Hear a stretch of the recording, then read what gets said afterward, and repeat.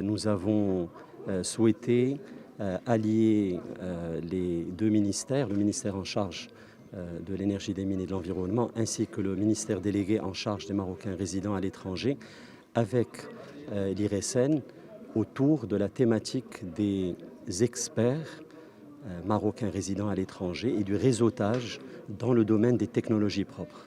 L'objectif est justement de créer une base de données.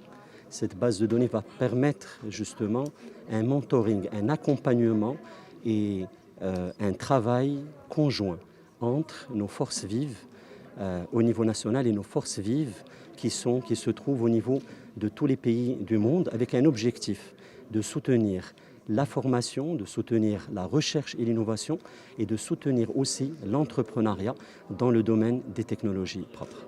Le Maroc a besoin de toutes ses compétences, qu'elles soient au niveau local ou au niveau international.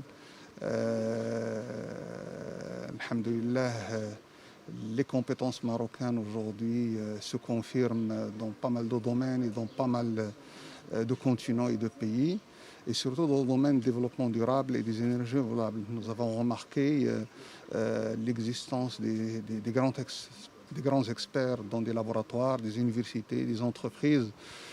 Ces compétences, elles innovent, elles créent la richesse, la valeur ajoutée à l'échelle internationale. Donc nous avons décidé à ce que la nouvelle dynamique 2021-2030, qui va connaître pas mal de programmes et pas mal de feuilles de route et pas mal de projets dans le domaine du développement durable et des énergies renouvelables, nous avons décidé bien sûr à faire participer tout le monde dans cette nouvelle dynamique et de créer ce réseau dont on a besoin.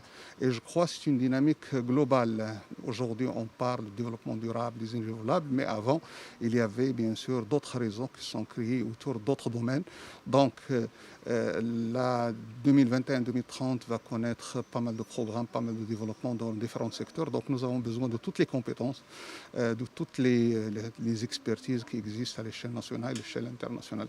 Je crois que ça va permettre bien sûr de mieux connecter les laboratoires marocains avec des laboratoires internationaux, de connecter bien sûr les universités marocaines avec d'autres universités à l'échelle internationale, mais au-delà de ça, c'est d'encourager pour tisser donc des relations de joint venture entre les innovations marocaines, les innovations internationales, entre les entreprises marocaines et les entreprises à l'échelle internationale.